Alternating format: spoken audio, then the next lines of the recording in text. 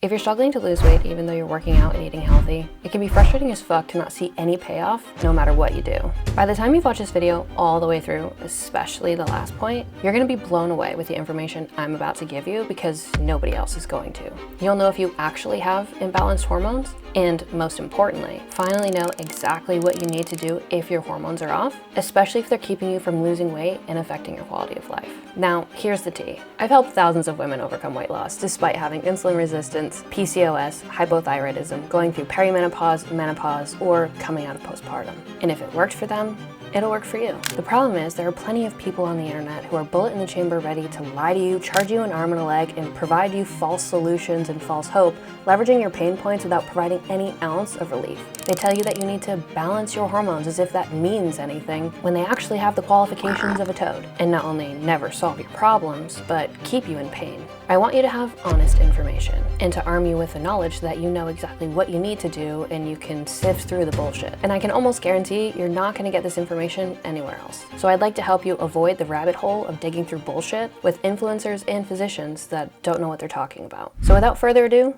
these are the 7 essential things that you need to know about hormones, weight loss, and your body. Buckle up, friends. Let's dive in. The first thing that we need to address is why you think you have fucked up hormones. Many women hit the ripe age of 35 and all of a sudden it seems to go downhill. Your body starts to change, you recover more slowly, your energy starts to dip, you're chugging caffeine like your life depends on it, and sleep? What the fuck is that? Now try pairing that with children, working a 9 to 5, and a husband that may or may not remember to take out the trash, while continuing to leave droplets on the toilet seat for you to pick up, after you cook, clean, do the laundry, and prevent the children from killing one another. And in the one moment that you have to breathe, you open up your phone to see some 25-year-old on the internet telling you to just eat less and move more if you want to lose weight. As if anybody at the age of 25 knows what it's like to be in your shoes or live your life. And we haven't even touched the inner world weighing you down with your desire to lose weight and gain some sort of confidence back. Then you have the echo chamber of online coaches telling you that if you're tired, not losing weight, have belly fat, crave sugar, or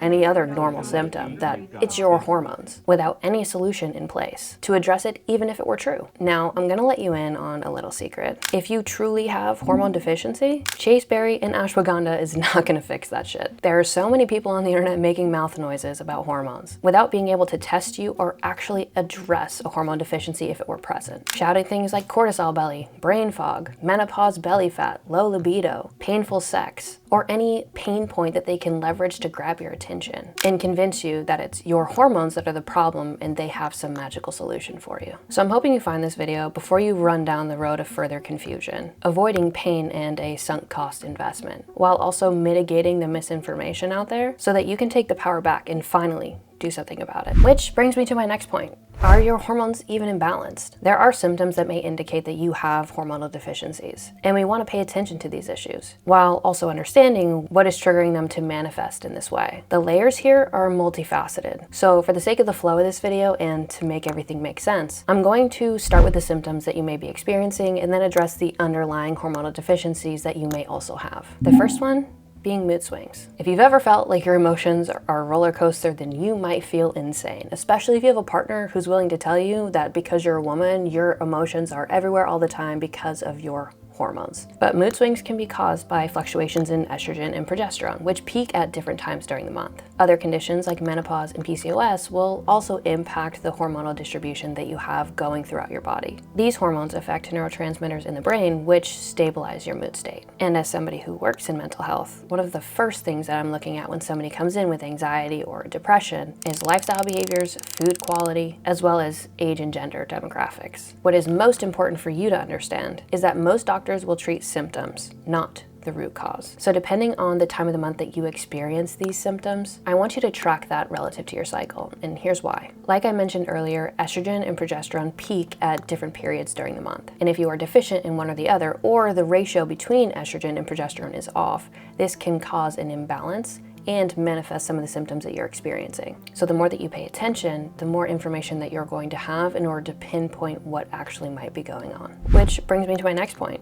You're constantly fatigued and you have low energy. despite feeling like you get enough sleep. Imagine waking up every single day exhausted, insufferably so, despite getting 8, 9, 10, or even 7 hours of sleep if you're somebody who's a little bit on the lower end. You drag yourself throughout the day, relying on caffeine and adrenaline to get you by. And that was literally me, by the way. I used to live off of a pot of coffee a day just to make it through, and I normalized it. Fucking delulu. But chronic fatigue can be a sign of something called adrenal fatigue. It could also be an indicator of hypothyroidism as well, or imbalances in cortisol and thyroid hormones specifically. These hormones are really important for regulating overall energy and your metabolism. Now, before we go any further, I need to address this buzz phrase of adrenal fatigue. This describes a group of symptoms that many people believe are a consequence of long-term stress. However, it's important to note that there's no medical literature that supports adrenal fatigue being a real medical condition. From a physician's perspective, this narrative worries doctors because we may not actually be treating the root issue that's causing somebody's problems. On the contrary to this, people who support the idea of adrenal fatigue think that this starts when there's too much chronic stress that overwhelms the system, and our adrenal glands, which sit above the kidneys, produce stress hormones like cortisol. The theory is that under long-term stress, these glands can't keep up, leading to the symptoms that you may be experiencing. Now, ultimately, from a lifestyle perspective, what we need to look at is your perception of stress and your resiliency. And as a clinical psychology student, this is something that we can actually measure. If your perception and your coping skills are wildly off or maladaptive, your body will not respond to or tolerate stress well whatsoever. And if you are somebody who's chronically stressed, then this is not going to allow you to thrive in any circumstance, hormone deficiency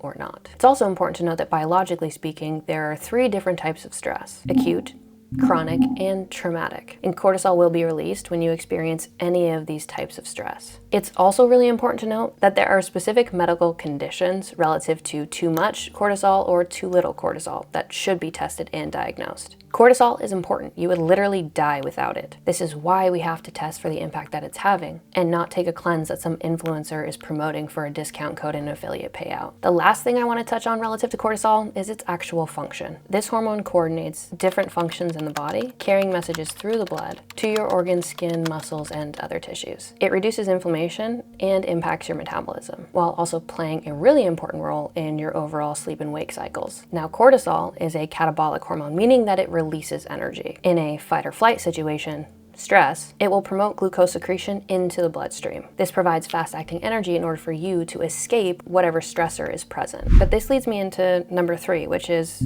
sudden weight loss or weight gain. Despite eating right and exercising, the scale seems to have a mind of its own. Hormones like insulin, cortisol, and thyroid hormone play a critical role in weight management. Insulin resistance, for example, can lead to weight gain, while increasing visceral fat, which can further promote negative metabolic health outcomes. It's really important to note how intertwined active thyroid hormone is with insulin resistance. When you have low levels of circulating T3, which plays a large role in metabolism, this has a positive correlation with the amount of visceral fat that you will have. So if you want to improve insulin resistance and you want to decrease the amount of visceral body fat that you have, you do want to optimize active T3 within your body. And no matter what you do, if you have shit levels of T3 in your body, there's no chance you're going to reverse insulin resistance or decrease visceral fat. Which brings me to the topic of hypothyroidism, which women are 7 times more likely to be diagnosed with. The important piece I want to point out here, without getting too lost in the weeds, is that your pituitary gland and your thyroid gland communicate. This is where the secretion of TSH happens, which triggers your thyroid gland to produce more T4 and T3. It's important to note that T4 is actually not metabolically active forms of thyroid hormone, and it does need to be converted into T3. And T3 is converted in the gut and the liver primarily. If your thyroid gland starts producing less thyroid hormone, then it signals to the pituitary gland that it needs more. And this increases the secretion of TSH. And this is why doctors shove pills into your lap when TSH is screening as high on your lab work. And this is also how they diagnose hypothyroidism. But here's the big problem with that. T3 is the active thyroid hormone that we want going throughout your body. And this impacts your entire quality of life. Insulin resistance, PCOS, anxiety, depression, you name it. If you have low T3 in your body, you will experience some of these things, leading to things like hair issues, skin issues, body temp dysregulation, no ability to burn fat, struggles with sleep, bone growth, or prevention of osteoporosis, protein synthesis, cortisol. Again, you see what I'm saying? This list could go on. But the pituitary gland only knows how much TSH to send based on how much T4 there is. And T4 doesn't impact your quality of life at all. T3 does. So if somebody isn't converting T4 to T3, if you have lower lower levels of T3, you're going to feel like trash. Even if on lab work, you show up in a normal range. Because to be honest, the range is horrifically large, and doctors won't treat you because they're only looking at TSH and T4, under the assumption that the T4 that you produce is converting optimally. Now you'll understand why levothyroxine or Synthroid doesn't work for every woman taking it. On top of that, Synthroid can suppress an enzyme called deiodinase, which is responsible for the conversion of T4 to T3. So you'll have all the symptoms of thyroid deficiency while they continue to treat you for hypothyroidism. And this is where, in order to alleviate the symptoms, you'll need compounded desiccated thyroid hormone, which is a combination of both T4 and T3. Another component of this is called receptor site resistance. This is a defect in the normal target tissue's ability to respond to the hormone. What this means is if you're prescribed a certain dosage of T4 and T3 and your lab work shows you're quote-unquote normal, you can still remain symptomatic because your tissues are less responsive to the thyroid hormone itself. This means you'll need higher doses of T3 in order to feel better relative to somebody else who does not have receptor site resistance, would feel great on a lower or similar dosage. Another thing to add, just as a disclaimer, when it comes to introducing hormones into your body, your pituitary gland will see this and think, oh, she has ample amounts of this hormone. I don't need to produce or signal for further production. This is the same reason that men's testes don't work as hard or start to atrophy when they introduce testosterone. Your body basically says there's ample amounts, so I don't need to continue to signal for production, or I don't need to work as hard to produce as much. This will also happen when you start to introduce T4 and T3, your levels of TSH will start to decline over time. And a lot of general practitioners will see this and freak out because they're trained to only look at this level being in a certain range. But for your knowledge, it's important to know that this will drop once you have plentiful amounts of T4 and T3 present in the body. And on top of that, you will feel amazing once you have adequate amounts of free T3 circulating. And as somebody who recently started taking NP thyroid, I can tell you 1000% it makes a massive difference. Which leads me to my next symptom that you might be experiencing: trouble sleeping or poor sleep quality. Melatonin, cortisol, and estrogen are key hormones involved in sleep regulation, and imbalances or deficiencies in these will cause sleep problems. And this will ultimately lead to things like insomnia or afternoon crashes, chronic irritation, anxiety, depression, increased cravings, etc. Now, melatonin is secreted by the pineal glands, and this production decreases with age. It influences stage 4 and REM sleep, so suboptimal levels will impact sleep patterns and sleep quality overall. And as a side effect of improved melatonin production, you'll see better sleep quality, better cognitive performance, improved mood stability, higher levels of productivity, etc. Now you might be thinking, I'll just get some over-the-counter melatonin. But the problem with that is it's not standardized, and the half-life is different. So ideally you'll want something that is compounded and sustained release, which requires a prescription, like all the good stuff. Now with hormonal deficiencies, we can also see things like skin and hair issues. If out of nowhere your skin starts breaking out, it becomes dry, or develops rashes and hello wrinkles, in the signs of aging. Fucking glorious. Hormones like androgens, cortisol, reproductive and thyroid hormones influence your skin health overall. And the imbalances or deficiencies that you may have will contribute to some of the insecurities that you have around your skin or hair growth as you experience that with aging. And speaking of hair, you might notice that you've got hair thinning or hair loss. And finding more hair in your hairbrush at some point gets a little alarming. Now this seems to happen predominantly in women that have thyroid hormone deficiency or are going through menopause. So if you're going through this series of your life or you've been diagnosed with hypothyroidism, it's important to really look at these hormones, because I understand, especially as a woman with beauty standards and pressures, your hair might be an important element of the way that you look and your confidence, and we want to make sure that we're keeping you healthy and optimal for longevity.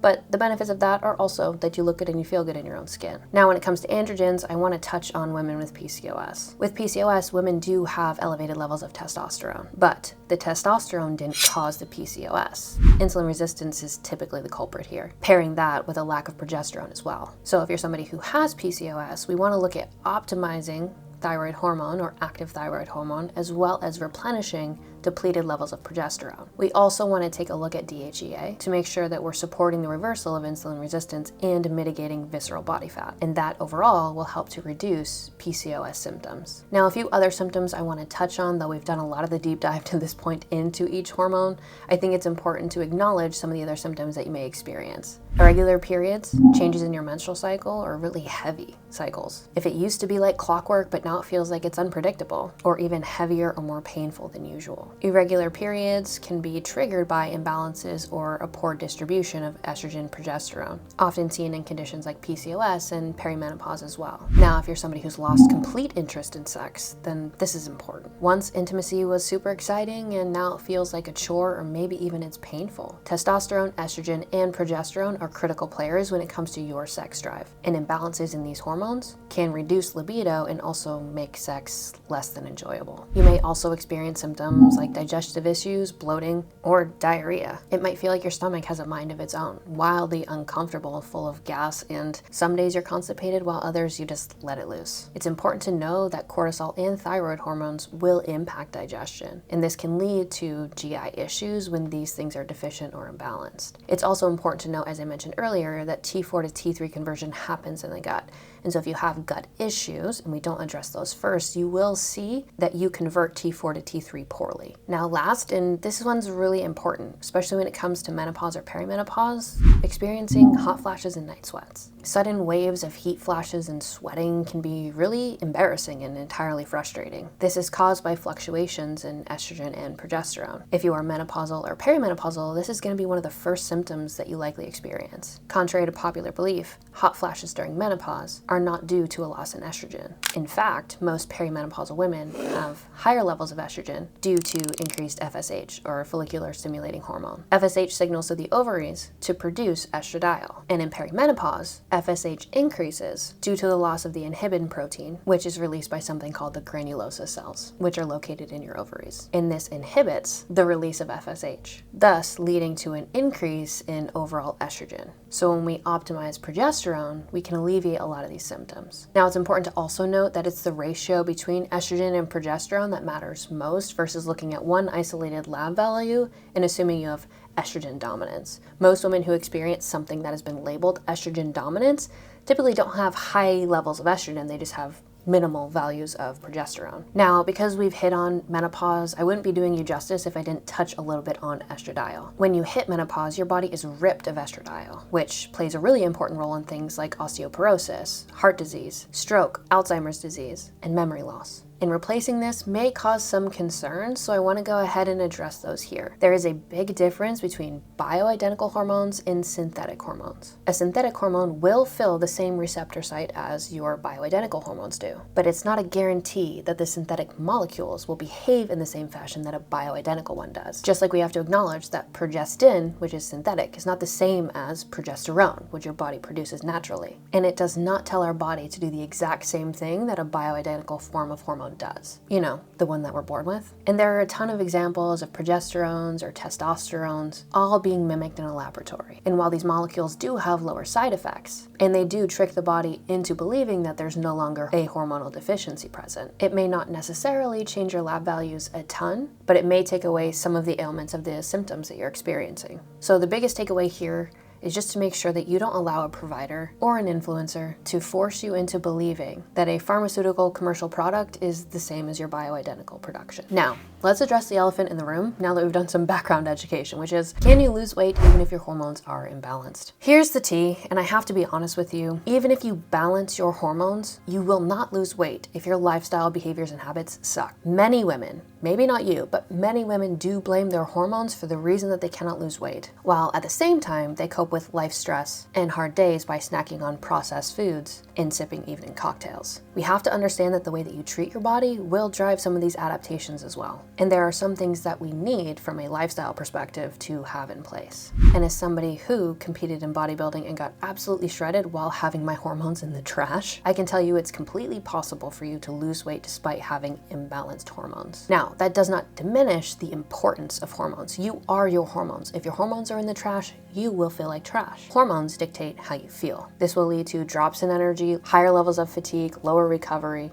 diminished sleep quality, and all the crap that we've talked about until this point. But lifestyle behaviors will dictate body composition and, on some level, hormones. For example, strength training is one of the best things that you can do as a form of exercise. And if you take long commutes, sit at a desk all day, eat out frequently, drink when you feel like it, and work out maybe 3 times a year, I can promise you it's not your hormones that are the problem. So we have to look at what your perception of reality actually is, true or untrue. And while your perception may be valid, it is not always true. The reality is there are lifestyle actions and behaviors that are taken chronically over time that lead to either weight loss or weight gain. And in order for you to see results, you have to also be willing to look at and change those things. Yes, even if your hormones are suboptimal. Which brings me to my next point. Can you improve your hormones naturally? I think it's really important to note that there is a specific population of people who will need some type of hormone replacement therapy if indeed they want to address some of the symptoms. You don't have to take anything.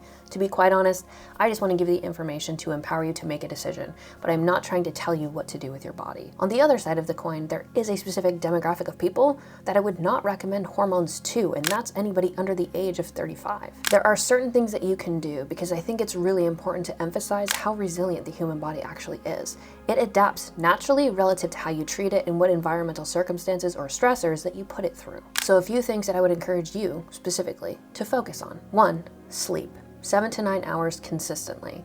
Now, a lot of people struggle with getting to sleep and staying asleep, but they're also on screens constantly chugging caffeine until 3-4 o'clock in the afternoon, and that will dysregulate your overall sleep quality and sleep cycles. What I would recommend that you do is have a nighttime routine. If you're somebody who works from home, set an alarm, I do this, to clock out of work at a specific time so that you have a period between stimulus and anxiety overwhelm of doing all the things to breathe and be, wind down, read a book, go for a walk, and then fall asleep. But if you don't prioritize your sleep and you run this negative feedback loop of chugging caffeine, staying up late, being restless, not sleeping, waking up, chugging more caffeine, being restless, not falling asleep, you're creating a behavioral pattern. In the break, and that means cutting caffeine and getting to bed on time. Naturally, especially if you pay attention to caffeine consumption, you will start to re-regulate your circadian rhythm over time. Number 2 is food quality. Carbohydrates will provide glucose for your body to function. Proteins supply essential amino acid profiles, which is super important. If you were in school, you know that protein or amino acids are like the powerhouse of building anything in your body. And so making sure that we're getting adequate amounts of protein per day is going to be essential for you, especially if you're somebody who might struggle with cravings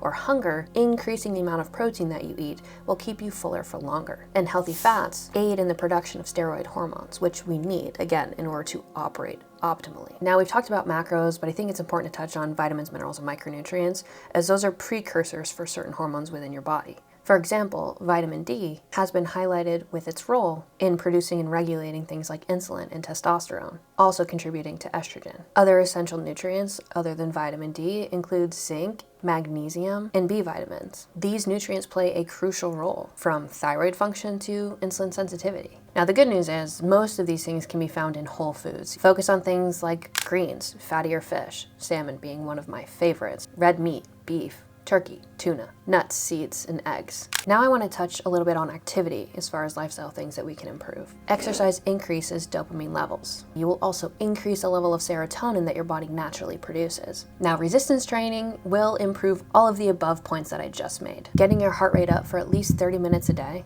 helps to boost estrogen production and take the edge off of menopausal symptoms. Now, we have to talk about stress and stress management. We've all felt stress and its side effects. A short-term stress can help you build resiliency, which is a good thing, and it can positively motivate you to move forward. But ongoing chronic stress can be really harmful, both physically and mentally. This level of stress without stress management techniques can impact the tension that you carry, specifically in the upper body, shoulder, back, and traps. This can also cause tension headaches and digestive issues, including nausea, vomiting, diarrhea, and constipation, which leads me to arguably the most important factor in this section, which is how you cope with it all. Because if I'm being completely honest, I see life as one big cope. The difference in outcomes is how we cope. Many women struggle with emotional eating. If you're doing really well for a period of time, but every time you get elevated negative emotions, you have to seek out a vice like food or alcohol, then you're going to be fighting yourself the entire time, feeling like there's something wrong with you. So we have to look at your coping mechanisms and stress management skills to build overall better emotional regulation and remove irrational thinking patterns that we can all be susceptible to. Because if we don't, it will keep you stuck in a cycle of guilt and shame. This is obviously something that I'm passionate about, but I don't want to get lost in this video. So I can break down coping mechanisms, stress management skills, and overall psychological behavior change if indeed that's something that you're interested in. So leave a comment below. But now that we've addressed coping mechanisms, we've got to get into the thing that you're probably really craving, which is improved overall body composition. I'm assuming you don't want to be skinny fat. We need to build muscle. And so I'm going to teach you exactly how to do that. The first thing that we have to look at is if you're not strength training, I need you to be comfortable picking up weights. This doesn't mean you can't do Pilates reformer, yoga, Peloton, whatever it is that you like to do. I want you to be active. Now, this doesn't have to be 5 days a week or even 4 days a week. But if you're a beginner, I just want you to focus on going 2 to 3 times a week consistently over time. When it comes to strength training, we want to look at how we train. If you're going in and using the same weight and the same reps, kind of going through the motions, you're not driving adaptation. Adaptation has to be forced. It is not a comfortable thing. So you need to get comfortable with feeling exhaustion, getting close to failure, but not to the point where we're promoting any kind of injury. I like to leverage something called a double progressive model. And this is what we teach our clients inside Strong Fit Free. I want you to look at every single time you go into the gym, can we increase the reps that we're doing within a 5 rep range? Meaning that if you're doing sets of 10, I want you to try to use the same weight and get up to 15 reps before you increase the weight again. Your amount of reps might drop down to 8 instead of 10. That's okay. We're gonna work that up over time to get to that 13 to 15 rep range before we then go back and increase the load again. This ensures that you're always progressing, and if we're always progressing, we're always forcing adaptation. Now, we've covered training. Let's get into protein. Now, there's a few different ways that you can cut this, and I just wanna first address calculators. We do have a calculator. You're free to use it. I'll link it below. But here's what I need you to know is that calculators are not 100% perfect in calculating your macro distribution for a calorie deficit. They're estimates based on a lot of things and assumptions about you, which any type of calculator doesn't actually know. We need to look at these things as a starting point for you. When it comes to protein, I just want you to focus on getting 1 gram per pound of ideal body weight.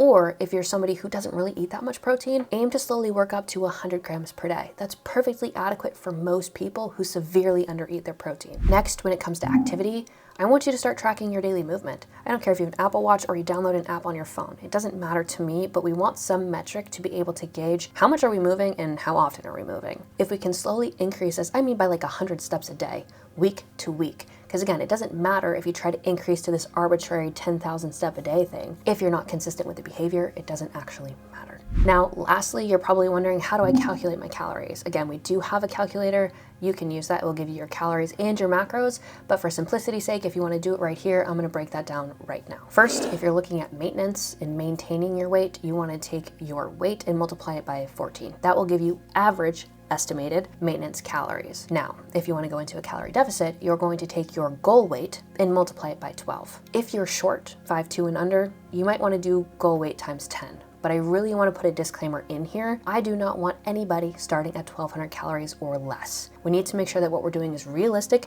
achievable, but more important than anything, fucking sustainable. Which brings me to my next point, where I'm going to talk a little bit about mental models. The difference between people who succeed and people who don't has nothing to do with the goal. Losers want to win just as much as winners do. How you think about the goal, your perception of the goal, the expectation that you put on a timeline of the goal. These are all factors that are going to play into how you mentally handle the journey that you're trying to travel. Because it's not a capability thing, but it's a commitment thing. And many people half step and they only do it when it's easy or they're at home, when they have control over things. When you're not learning how to navigate holidays, birthdays, anniversaries, and vacations, which is where life actually is. And I don't want you to continue to half step your effort and throw in the towel when things get hard. Now, when it comes to mental models that we can leverage, the first thing that I want you to understand is that it's important that you take full responsibility. Not because there aren't circumstances or things outside of you that do make it harder, but because when you displace the responsibility that you have to yourself, you take the power out of your hands and put it on something outside of you. More importantly, I just want you to keep it simple. You don't have to do everything all at once. You just have to focus on doing something.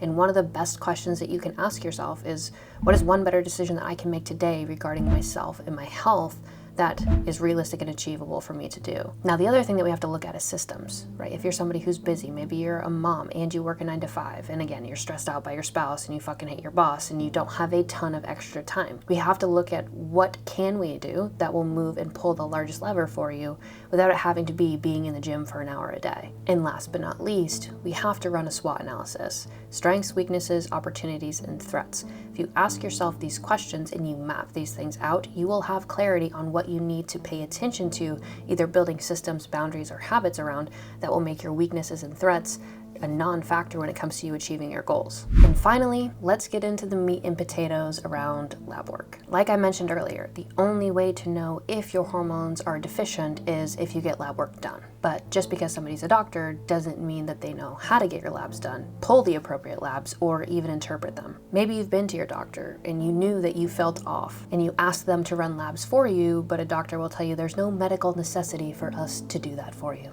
Or let's assume that they do get lab work. How do you know that they're running the relevant labs that will give you insight into the experience that you're having? Or even worse, they do pull your lab work, they review it, and despite your symptoms, they tell you that your labs came back normal. And it's all in your head. Maybe they even suggest an SSRI or some type of anxiety medication. Many general practitioners, OBGs, and even endocrinologists are not necessarily trained to interpret comprehensive metabolic panels. And in the functional medicine space, many of them want to treat a hormone deficiency with some type of supplement. And truthfully, that's not going to replenish hormones if you are deficient in them, specifically perimenopausal or menopausal women. So I want to end this video by telling you exactly what lab work you need to get done and what also would be nice to have. There are hundreds of lab values that you could order. So I'm going to arrange these in need to have versus nice to have. Need to have are the lab values that you'd have to get done to have a good indication of your overall hormone levels and where you might be deficient. Nice to have lab values are going to round out the whole picture for you to give you deeper insight on overall health, hormones, and health markers. So let's get into the need to have. First, you're going to want a full thyroid panel. This is going to be your TSH, your free T3, and your T4. A bonus, though it's not necessary, is your reverse T3. Next, we're going to have estradiol, progesterone, DHEAS, testosterone, free and total, CBC with differential, a lipid panel, HDL to LDL ratio, a comprehensive metabolic panel or CMP, and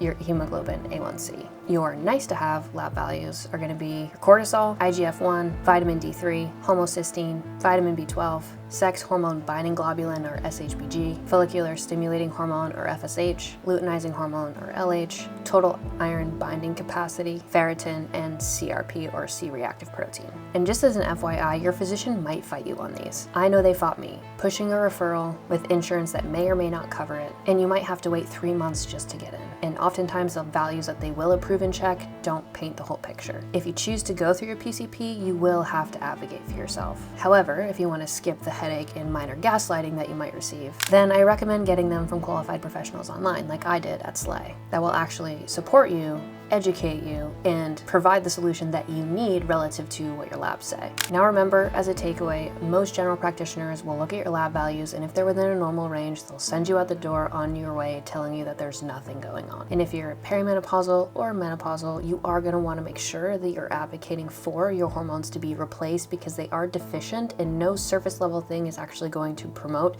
you restoring what is being stripped from your body. I know this was long-winded, and I hope that it was insightful. Of course, if you guys have questions or follow-up things you'd like to learn deeper about, leave a comment and let me know. Otherwise, these are the 7 things that everybody needs to know, especially if they're worried about their hormones and weight loss. And if you want to learn how you can lose 25 pounds without restrictive dieting or over-exercising, then watch this video, and I'll see you there. Bye.